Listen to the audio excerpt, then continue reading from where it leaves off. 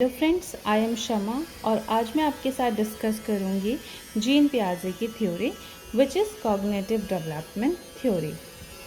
तो जीन पियाजे एक Swiss psychologist थे।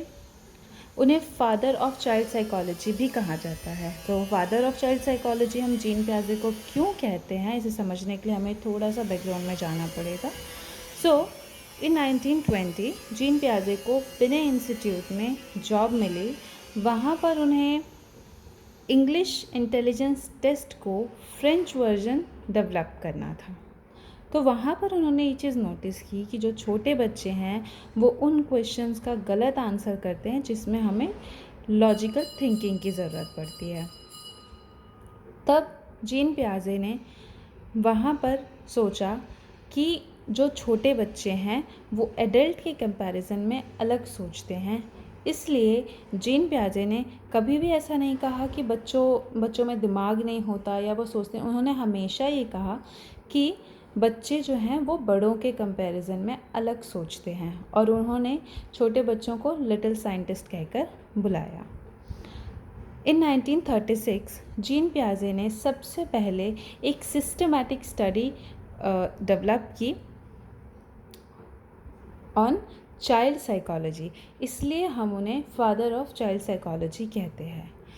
अपनी स्टोरी कॉग्निटिव डेवलपमेंट में उन्होंने हमें बताया कि किस तरह एक छोटा बच्चा अपना मेंटल मॉडल कंस्ट्रक्ट करता है।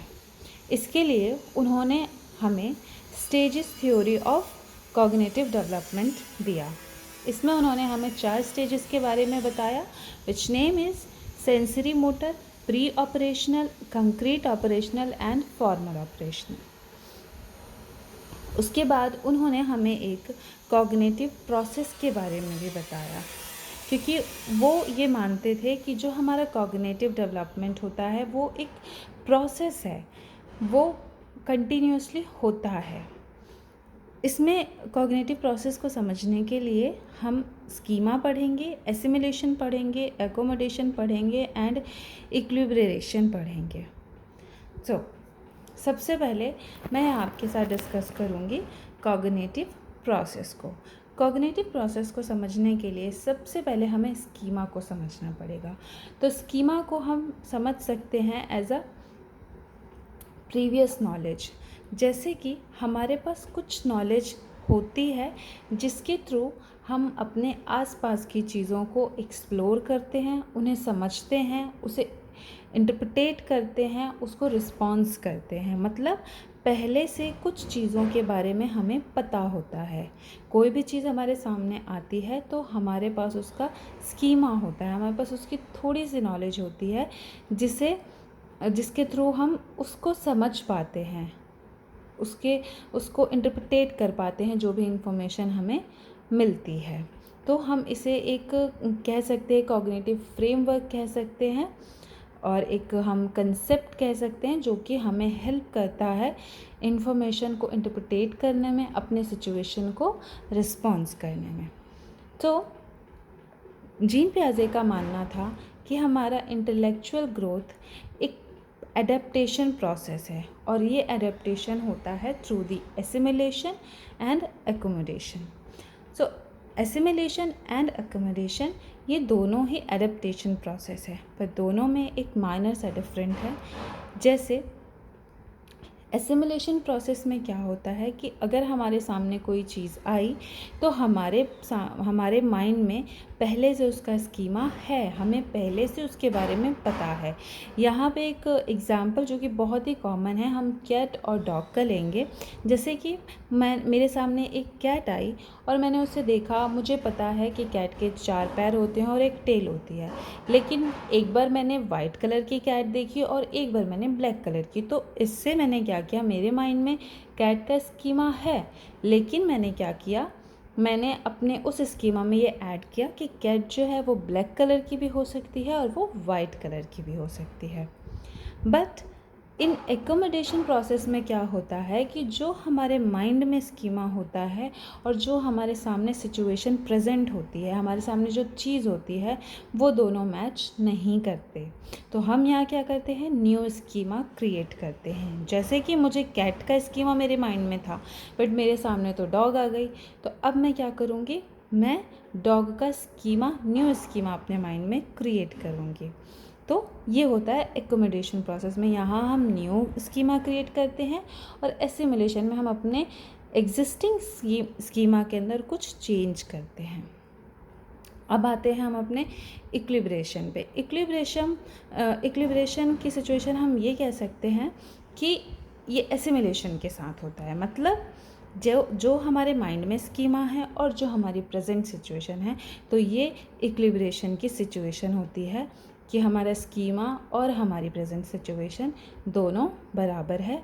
हम अपने स्कीमा के थ्रू अपने नई सिचुएशन को, नए इन्फॉर्मेशन को इंटरप्रेट कर पा रहे हैं, उसे समझ पा रहे हैं, उसे रिस्पॉन्ड कर पा रहे हैं। ये हमारी इक्विलिब्रेशन की सिचुएशन होती है। तो यहाँ पर मैं आपको ये प्रोसेस मैंने ड्रॉ किया है। ये यहाँ आप देख सकते हैं, एसिमुलेशन एंड इक्विलिब्रेशन। जब हम एसिमुलेट मतलब हमारे मन में जो स्कीमा है और जो बाहर सिचुएशन है, हमने क्या किया, उसमें थोड़े बहुत चेंजेस किया, हमने उसे एसिमुलेट कर लिया, और ये हमारी इक्विलिब्रेशन की सिचुएशन होती है कि हमारे माइंड का स्कीमा जो है वो हमारी सिचुएशन को समझ पा रहा है, उसे रिस्पॉन्ड कर पा रहा है। पर जब न्यू सिचुएशन आती है, हमारे माइंड में उसका स्कीमा नहीं है और वो न्यू सिचुएशन आ गई, जैसे हमारे सामने डॉग आ गया और हमें नहीं पता कि भाई ये डॉग क्या है, तो ये डिसइक्विलिब्रियम की सिचुएशन क्रिएट हो जाती है। तब हम क्या करते हैं, वहाँ हम एकोमोडेशन करते हैं, हम न्यू स्कीमा बनाते हैं डॉग के बारे में, और फिर ये प्रोसेस जो है हमारा चलता रहता है। हमारे सामने न्यू सिचुएशन आती रहती है, हम न्यू स्कीमा क्रिएट करते हैं, हम एकोमोडेट करते हैं, और ये प्रोसेस चलता रहता है। फिर जीन पियाजे ने कुछ फैक्टर्स को इम्पॉर्टेंट माना था हमारे कॉग्निटिव डेवलपमेंट के लिए, जिसमें 4 फैक्टर्स बहुत इम्पॉर्टेंट है, जैसे कि maturation, experience, social interaction and equilibration.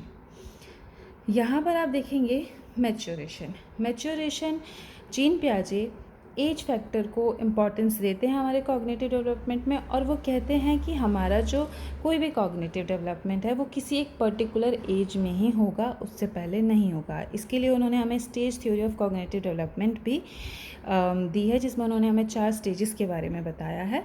तो मैच्योरेशन मतलब जैसे जैसे हमारी एज होती है, हम जैसे जैसे बड़े होते हैं, मैच्योर होते हैं, वैसे वैसे हमारा कॉग्निटिव डेवलपमेंट होता है। तो इसको उन्होंने एक बहुत इम्पॉर्टेंट फैक्टर माना है। एक्सपीरियंस, जीन पियाजे लर्निंग बाय डूइंग में बिलीव करते थे कि जो बच्चा है वो खुद से करता है, और जैसा कि उन्होंने कहा, एक वो लिटिल साइंटिस्ट है, वो एक्सप्लोर करता है अपनी चीज़ों को, खुद से करता है और सीखता है, अपने एक्सपीरियंसेस के थ्रू सीखता है। तो इसको भी उन्होंने एक इम्पॉर्टेंट फैक्टर माना है। सोशल इंटरेक्शन को भी उन्होंने एक फैक्टर माना है, पर इसको उन्होंने थोड़ी कम इम्पॉर्टेंस दी है। ये भी एक उनका फैक्टर है, बट इसकी थोड़ी इम्पॉर्टेंस कम है कि बच्चा सोशली इंटरैक्ट करेगा और सीखेगा। उसके बाद आता है हमारा इक्विलिब्रेशन। जैसे कि मैंने आपको पहले भी बताया कि हमारे माइंड में जो स्कीमा है और जो हमारे सामने सिचुएशन है, हमारे माइंड का स्कीमा उस सिचुएशन को टैकल कर रहा है, उस सिचुएशन को समझ पा रहा है, उसको रिस्पॉन्स कर पा रहा है, तो ये एक इक्विलिब्रेशन की सिचुएशन होती है और इसमें बच्चा सीखता है। अगर डिसइक्विलिब्रेशन की सिचुएशन होगी तो वो नहीं सीख पाएगा, ठीक है।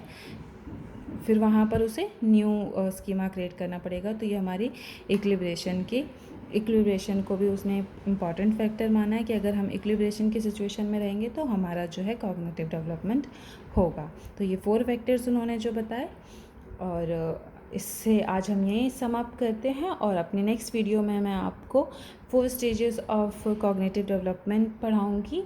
और अगर आपको ये वीडियो हेल्पफुल लगी हो तो आप इसे लाइक करें, शेयर करें और इस पर कमेंट करें, और आप प्लीज़ मेरे चैनल को सब्सक्राइब करें। Thank you so much.